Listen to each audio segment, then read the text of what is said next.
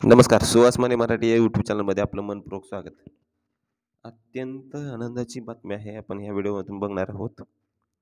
विद्युत सहाय्यक पदासाठी ज्यांनी 2019 मध्ये फॉर्म भरले होते, त्यांच्यासाठी ही अत्यंत महत्त्वाची बातमी आहे. बातमी काय आहे ते व्हिडिओमध्ये आपण समोर बघूयात. अशाच नवीन लेटेस्ट अपडेटसाठी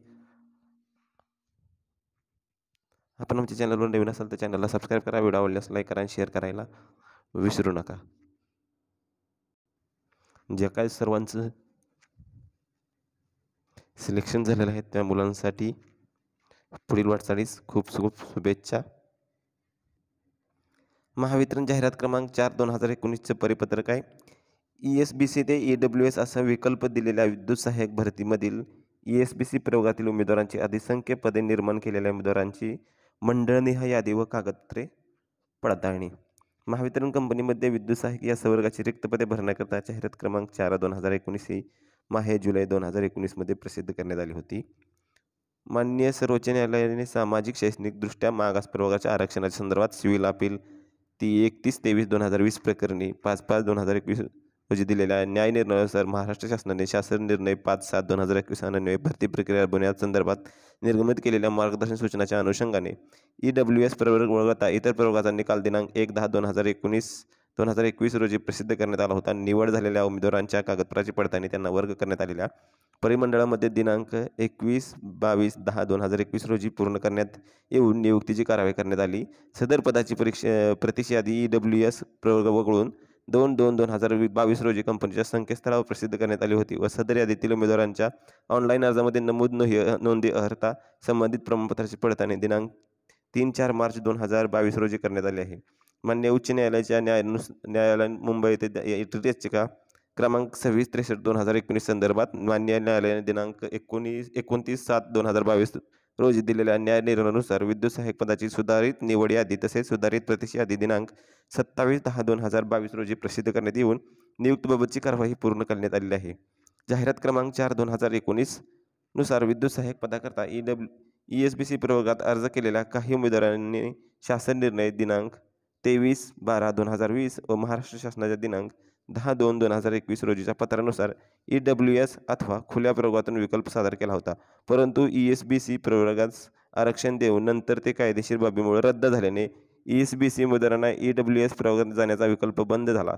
तसेच विद्युत सहाय्यक पदाची निवड ही सर्वोच्च न्यायालयाच्या स्थगित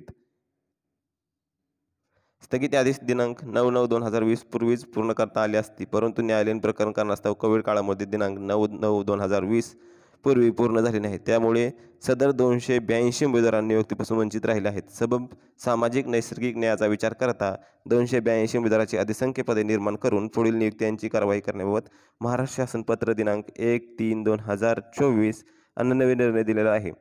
उक्त मुद्द्यामध्ये नमूद केलेल्या 282 उमेदवारांची परिमंडळ यादी सोबत जोडलेली आहे.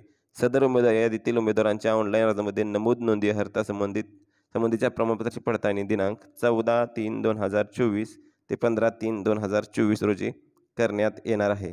सोबत जोडण्यात आलेल्या परिमंडळातील यादीतील उमेदवारांनी त्यांच्या नावासमोर नमूद केलेल्या परिमंडळ कार्यामध्ये उमेदवारांनी उपरोक्त नमूद कालावधी कागदपत्र पडताळणी करता स्वतः उपस्थित राहणे अनिवार्य राहील. जे उमेदवार कागदपत्र पडताळणीसाठी हजर राहणार नाही अशा उमेदवारांची उमेदवारी रद्द समजले जाईल व त्यांना कोणताही पत्रव्यवहार केला जाणार नाही.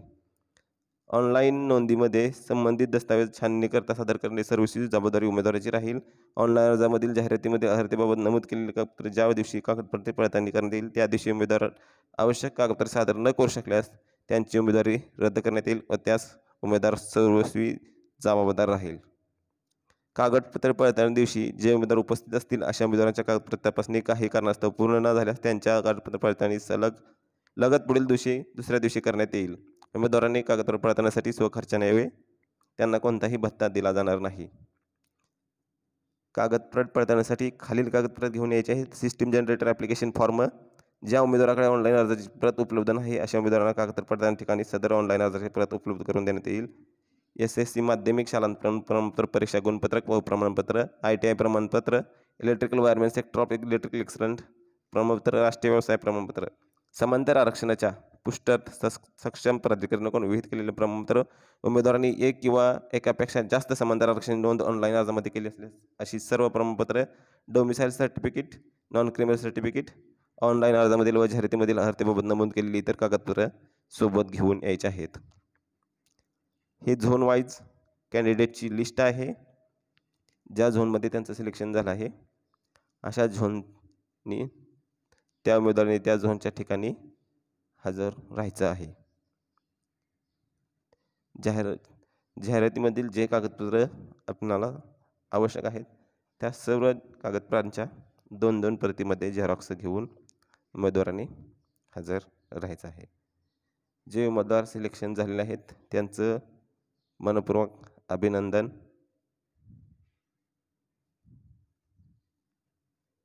व पुढील वाटचालीस खूप खूप शुभेच्छा. विद्यार्थी मित्रांसाठी ही अत्यंत आनंदाची बाब आहे की त्यांचं महावितरण परिमलमध्ये सिलेक्शन झालेलं आहे.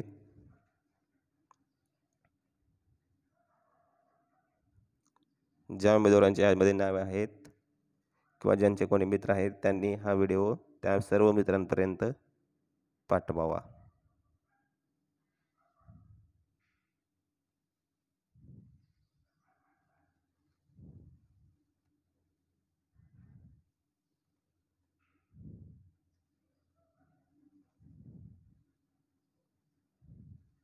जेणेकरून कोणताही उमेदवार या यादीमधील ज्यांचं सिलेक्शन झालेलं आहे असा कागदपत्र पडताळणीपासून वंचित राहणार नाही.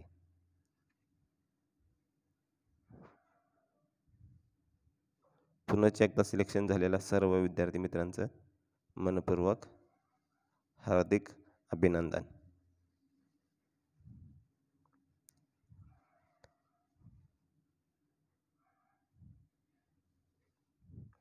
कागदपत्र पडताळणीसाठी त्यांनी वेळेपूर्वी आपल्या कार्यालयात हजर व्हायचं आहे.